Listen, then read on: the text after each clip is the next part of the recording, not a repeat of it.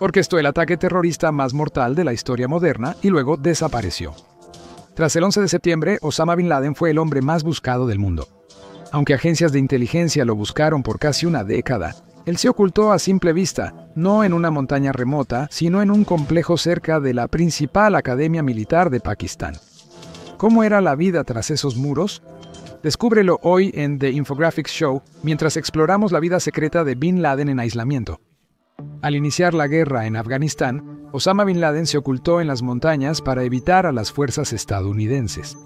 Ya estaba en la lista de los 10 más buscados del FBI en 1999, pero tras organizar los ataques del 11 de septiembre, sabía que la cacería sería implacable y casi termina 3 meses después. En diciembre de 2001, fuerzas estadounidenses lo acorralaron en Tora Bora, una zona montañosa del este de Afganistán. Debió ser el final, pero Bin Laden logró escapar.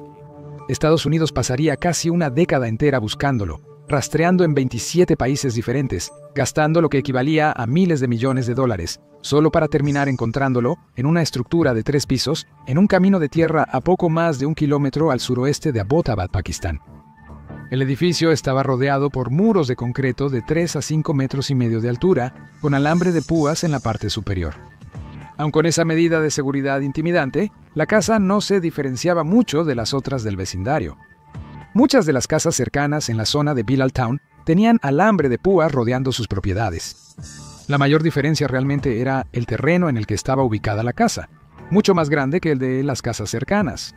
El complejo no era solo un edificio principal, sino también el área circundante que formaba una figura triangular. Había varios edificios pequeños, 2 portones de seguridad para mantener fuera a los visitantes no deseados, e incluso un espacio designado afuera para quemar basura, todas las comodidades de un departamento moderno para solteros. Gracias a los muros altos, era bastante difícil ver lo que sucedía adentro o saber qué terrorista infame vivía ahí.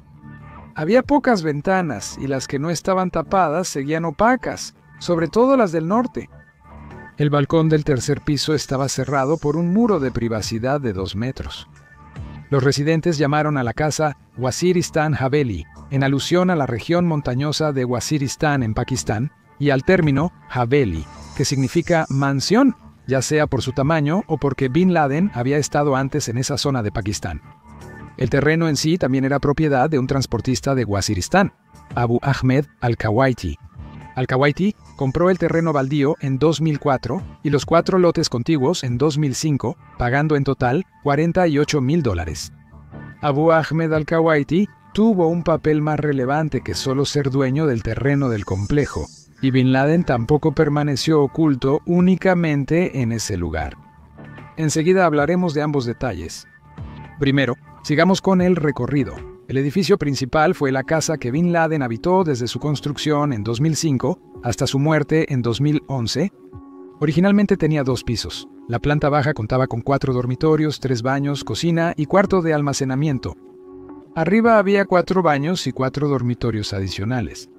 La parte más alta de la casa en realidad se construyó como una adición después de que se terminaron los 2 pisos originalmente planeados, y este piso extra se agregó de manera ilegal. En octubre de 2005, un fuerte terremoto sacudió el noreste de Pakistán, afectando gravemente a Abbottabad. Con el pretexto de reparar, se construyó una estructura no autorizada arriba, que se volvió la recámara principal de Bin Laden. Cuando perpetras uno de los actos de terror más mortales de la historia, no te vas a preocupar por las leyes de zonificación locales. El mobiliario difícilmente se consideraría lujoso. Por eso la Haveli de Waziristán nunca salió en MTV Cribs. En los 2 pisos superiores donde vivían Bin Laden y su familia, solo había colchones baratos de espuma para que el líder de Al-Qaeda y sus esposas durmieran. No había aire acondicionado, solo calefacción central en la casa. Tampoco había teléfonos, así Bin Laden evitaba vigilancia. La mayor parte de su comunicación con Al-Qaeda y el resto del mundo exterior dependía completamente de mensajeros humanos, algo que resultaría ser la perdición del propio Bin Laden. En una de las habitaciones del primer piso se encontró un pizarrón blanco junto con marcadores y libros de texto. Esto indicaba que probablemente también servía como aula para los niños de la casa, quienes recibían educación en casa en árabe. Así es, esto no solo era la guarida de un cerebro terrorista, también un hogar familiar. Varias familias vivían ahí, incluidas las esposas de Bin Laden y su ayudante, sus hijos y las 2 hijas adultas de Bin Laden, ambas de poco más de 20 años. También se pensaba que la familia de Bin Laden tenía varios empleados domésticos viviendo en el complejo. 2 mujeres, presuntas empleadas domésticas, recibieron atención médica tras la redada mortal en mayo de 2011. Según la gente cercana a la ciudad de Balal, los habitantes de Waziristan Haveli eran 2 hermanos misteriosos, Tariq Khan y Arshad Khan. En realidad, eran Abrar al-Kuwaiti y su hermano Ibrahim, ambos asistentes de Bin Laden. Estos 2 tenían poco contacto con sus vecinos, eligiendo mantenerse aislados para ocultar sus verdaderas identidades. Los hermanos se encargaban de que nadie en el complejo careciera de nada, pero tampoco permitían que salieran. Cualquiera de los vecinos que interactuaba con los Khan los encontraba lo suficientemente educados. No iniciaban charlas, solo se saludaban brevemente si alguien decía Salam alaikum. Todos coincidían en que estos hermanos tenían un aire amenazante. Algunos residentes pensaban que los hermanos Jan eran terratenientes que se mudaron a Abbottabad desde Charzada, en el noroeste de Pakistán. Pero estaba claro por los muros altos y el alambre de púas que, fueran quienes fueran realmente esos hermanos, no querían que nadie los espiara. Así que la mayoría de la gente simplemente los dejaba en paz. A los que vivían en la casa no se les permitía convivir con los locales y casi nunca asistían a eventos o celebraciones comunitarias. Un vecino contó que una vez unos niños batearon accidentalmente una pelota de cricket sobre el muro de 5,5 metros hacia el recinto y no se la devolvieron. Comenzaron a circular rumores sobre los 2 hermanos que vivían en Waziristan Haveli, y algunos vecinos creían que eran contrabandistas, con todo tipo de ganancias mal habidas escondidas en la casa, como oro, armas y dinero en efectivo. Sin embargo, lo que realmente había dentro podría haber sido aún más extraño, pero sin duda da mucha idea de cómo Bin Laden pudo haber pasado parte de ese tiempo escondido. Hablemos de videojuegos, programas de televisión y otro contenido que Bin Laden pudo haber visto. En el complejo de Abbottabad había unos 183 dispositivos para almacenar archivos de computadora, incluidas consolas de videojuegos y otros medios digitales. Hasta 20 personas vivían allí, por lo que no todo en estos dispositivos era de Bin Laden. Considerando esto, los Navy SEALs recuperaron casi 470,000 archivos en su incursión, los cuales la CIA publicó después. Había diarios sobre los movimientos y pensamientos de Bin Laden, y un informe de 19 páginas sobre sus vínculos con Irán. Además de videos de decapitaciones, había grabaciones de la boda de Hamza, hijo de Bin Laden. Bin Laden tenía copias de documentales estadounidenses sobre él, como el de Cable News Network, en los pasos de Bin Laden, y eso ni siquiera era lo más extraño que vio. Entre los archivos informáticos publicados por la CIA, había contenido pirateado en línea, como videos de gatos, documentales de vida silvestre, uno llamado Baile de Caballo y el famoso video viral de YouTube, Charlie me mordió el dedo. Había varias películas animadas como La Era de Hielo, El Amanecer de los Dinosaurios y Hormiguitas, además de episodios de Mr. Freehole, Las Aventuras de Jackie Chan, Tom y Jerry y Detective Conan. Probablemente los residentes más jóvenes de la casa veían todo esto, pero uno se pregunta si Osama Bin Laden disfrutaba relajarse y ver La Era de Hielo. Otros archivos hallados en el complejo sugerían que tenía otros pasatiempos extracurriculares. En el complejo también hallaron copias de Final Fantasy VII, Devil May Cry, Counter-Strike, Half-Life y Resident Evil. Se halló una guía de Delta Force Extreme 2, pero no se sabe si se encontró alguna copia de este shooter de 2009. Se piensa que otro residente del complejo, además de Bin Laden, probablemente usó esta guía, pero aunque tuvieran una copia, no parece que realmente disfrutaran Delta Force Extreme 2. Su inteligencia artificial y gráficos estaban desactualizados incluso para 2009, y el multijugador era inaccesible, porque no había conexión a internet ni teléfono en la casa. Vivir huyendo ya suena mal. ¿Hacerlo en el mismo edificio, sin internet ni contacto exterior? Aún peor. Estaba evadiendo una cacería global por parte de agencias de inteligencia altamente sofisticadas e impuso estrictas limitaciones a sí mismo cuando se trataba de interactuar con el mundo exterior. Nunca usaba teléfonos celulares ni líneas fijas, solo se comunicaba a través de archivos en memorias USB, que sus mensajeros enviaban desde cibercafés. Aunque para nosotros esa vida parezca mundana, recordemos que Bin Laden y los demás en el complejo no desconocían la búsqueda mundial de su escondite. Todos los días vivían con el puro temor y la tensión de preguntarse, ¿será hoy el día en que nos atrapen? La pelota de cricket que los niños lanzaban sobre el muro parecía una granada de las fuerzas militares estadounidenses listas para irrumpir en Waziristan Haveli. La vida tenía que estar estrictamente reglamentada para todos los que vivían en el complejo, y la mayoría de ellos simplemente no tenía permitido salir. Esto aplicaba sobre todo a las esposas de Bin Laden y de los hermanos Khan. Los únicos que tenían permitido moverse con regularidad eran Tariq y Arshad Khan, quienes se encargaban de hacer las compras de comida, además de ser los mensajeros de confianza de Bin Laden. Los vecinos reportaban ver a estos dos hombres frecuentando las tiendas locales, usualmente comprando lo que parecía suficiente comida para alimentar a una docena de personas. Testigos dicen que los Khan solo compraban las mejores marcas, desde jabones y champús de calidad hasta leche Nestlé y refrescos como Pepsi y Coca-Cola. Aunque en la Haveli de Waziristán no todo era lujos y bebidas azucaradas, la mayoría de la comida recuperada tras la redada era bastante básica. Carnes, frutas secas como dátiles y nueces, huevos, aceite de oliva y pan comprado a veces en la panadería local.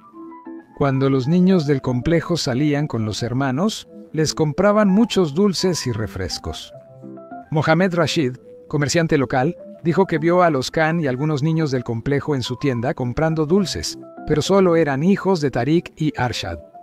Los dos hermanos educaban a sus hijos en casa, pero solo a ellos se les permitía salir del complejo de vez en cuando. A veces también jugaron cricket con los demás niños del lugar, pero nadie vio a las niñas ni a las esposas de Bin Laden o los Khan. Las mujeres de la familia Bin Laden y las esposas de ambos mensajeros vivían en total reclusión, y las niñas tenían que usar el velo desde tan solo los 3 años de edad. Tampoco es que los Khan hagan todos los trabajos importantes. Al volver al complejo, alguien debía encargarse de criar a los animales del lugar, como conejos, una vaca y unas 100 gallinas. Había un huerto bien cuidado detrás de la casa principal, mantenido por un agricultor local llamado Shamriaz. Se le pagaba 2 veces al año para plantar nuevas verduras después de que la cosecha anterior había sido recolectada y consumida, y parece que Shamriaz, o no, era lo suficientemente tonto como para dejar que su curiosidad lo dominara, o le pagaban lo suficientemente bien como para ni siquiera pensar en hacer preguntas. Shamriaz jamás entró al edificio, sin saber que Osama Bin Laden estuvo oculto en la casa todo el tiempo. Entonces, cuando Shamriaz no estaba cerca, ¿quién se encargaba del jardín? Pues los hijos de Osama Bin Laden lo hacían. Además de supervisar la educación religiosa de los niños del complejo, él también estaba personalmente encargado de vigilar su tiempo de juego. Y como un verdadero genio diabólico, encontró la manera de convertir las tareas en un juego. Él animaba a los niños a cultivar las verduras en el jardín del complejo y ofrecía premios a quien cuidara mejor las plantas. Junto al terreno había un área de pastoreo con vacas y búfalos cuidadas por Khalid, hijo de Bin Laden. Él también era responsable de la plomería y otros trabajos de mantenimiento dentro de la casa, por lo que a Shamriaz nunca se le pidió hacer trabajos extraños aparte de los del jardín. También se entregaban cabras al complejo, así como 21 pintas de leche por día. Un campo de un agricultor también rodeaba el complejo por 3 lados, donde se cultivaban col y papas, aunque las verduras y el ganado no eran lo único que se cultivaba a la vista. Al otro extremo del complejo crecían plantas silvestres de cannabis. No se sabe si Bin Laden las fumaba tras un largo día, pero seguramente habría ayudado a aliviar la tensión de ser perseguido por la inteligencia estadounidense. La vida dentro de la casa era tan frugal como aislada, sin espacio para gastos extravagantes, o incluso una abundancia de necesidades básicas como la ropa. Al llegar a Abbottabad, Bin Laden tenía 6 shalwar kameez pakistaníes, 3 para verano y 3 para invierno, junto con una chaqueta negra y un par de suéteres. También tenía un sombrero vaquero, que usaba cada vez que se movía afuera en el complejo. Creía que esto le ayudaría a ocultar su identidad de cualquier dron o satélite estadounidense que vigilara el complejo desde arriba. La paranoia no era la única enfermedad que Bin Laden enfrentaba en el complejo. Entre mudarse a Abbottabad en 2005 y 2011, Bin Laden comenzó a sentir fatiga y lentitud, que trató de combatir comiendo manzanas o chocolate para tener energía. Sin embargo, con el paso del tiempo, empezó a desarrollar complicaciones de salud, especialmente problemas que afectaban sus riñones y su corazón. A pesar de esto, nunca recibió atención médica, ningún doctor visitó el complejo, ni Bin Laden salió jamás. No podía arriesgarse a ser atendido por alguien que pudiera reconocerlo y revelar el secreto de su paradero. El testimonio de las esposas de Bin Laden revela cómo era la vida diaria en el complejo. ¿Pero qué hay de la casa en Abbottabad? ¿Cómo sabemos acerca de su tercer piso ilegal?